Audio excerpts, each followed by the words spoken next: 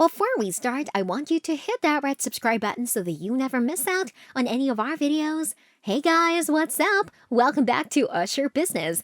Here is why Radio Shack went bankrupt. The glory years. If Radio Shack felt like a relic even in the 1970s, that's because it was one. The company, which in its earliest days called itself the Radio Shack, was founded in 1921 to sell gear to ham radio enthusiasts. In 1955, the company had been around for 34 years and had one store in downtown Boston. Over the next few years, it added another Boston store and two in Connecticut. In 1962, the chain had 7 stores and was still so tiny that it could show drawings of all of them in its catalog.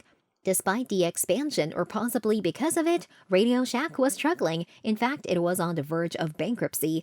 That's worth a moment of reflection. Radio Shack almost went out of business before most people had ever heard of it. In February 2015, Radio Shack, a renowned electronics store, filed for Chapter 11 bankruptcy protection. Following many financial and operational missteps, the company had too many stores that cannibalized revenues from each other and generated losses. Radio Shack failed to adapt and stay relevant when most electronic sales shifted online, and the retailer was stuck in brick-and-mortar locations only. By 2013 to 2014, Radio Shack had a high sales concentration, coming from cell phones, which accounted for over 50% of the total sales and generated poor profit margins. The company frequently changed its management and direction for the turnaround. In addition, Radio Shack made a financial mistake by taking a loan from Salus Capital in 2013 that required the lender to close no more than 200 stores a year. Number 1. High store concentration. In 2014, Radio Shack operated about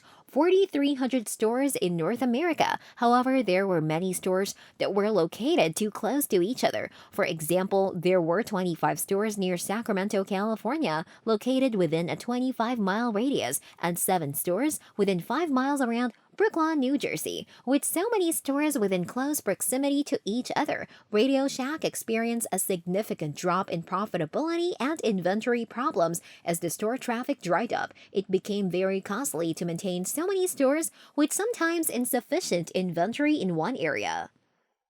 Number 2. Online competition. Relying solely on its brick-and-mortar sales network, Radio Shack began experiencing significant profitability and sales pressure as consumers were buying electronic parts and other gadgets from online retailers such as Amazon and eBay. For many consumers, Radio Shack became irrelevant, and electronics parts could be purchased cheaper with a click of a button and delivered anywhere within the United States. Moreover, consumers made numerous complaints that Radio Shack lacked certain inventory, making it even less likely that shoppers would come back. 3. Product concentration. In the early 2000s, the company made a strategic shift towards selling cell phones and accessories that proved to be lucrative for some time. By 2014, cell phones alone accounted for about 50% of the company's total sales, making it a very risky proposition of a high product concentration.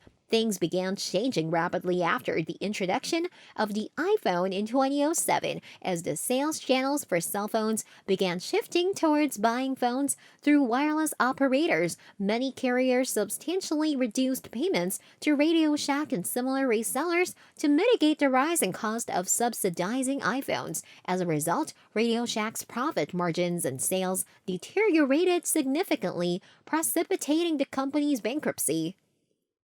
Number 4.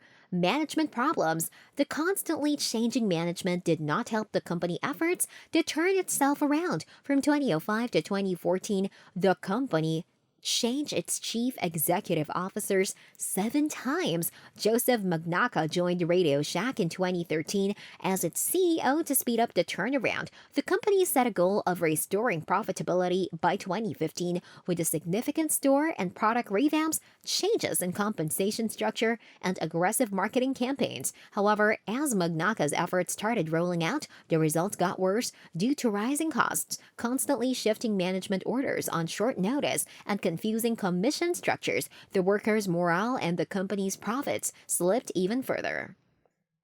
Number 5. Financial missteps. Because Radio Shack had experienced negative earnings since 2012, the company needed significant capital infusions to stay solvent. In October 2013, Radio Shack was able to obtain a $585 million line of credit from GE Capital and a $250 million term loan from Salas. The $250 million term loan came with the condition that Radio Shack could not close more than 200 stores per year without Salas's consent. As the Radio Shack's cash burn accelerated in 2014, the company attempted to close over a quarter of its stores to stop the cash outflows. However, Salas thwarted the closure efforts due to a lack of confidence that the company's business plan would succeed. This accelerated the bankruptcy filing due to lackluster 2014 to 2015 holiday season sales and continuing cash burn. This brings us to the end of our video. I hope you enjoyed it. Hit like if you did, and don't forget to subscribe to our channel so that you don't miss any of our videos in the future. Also, watch the 2 videos that are on your screen because I'm sure you love them. With that, I'll see you in the next video.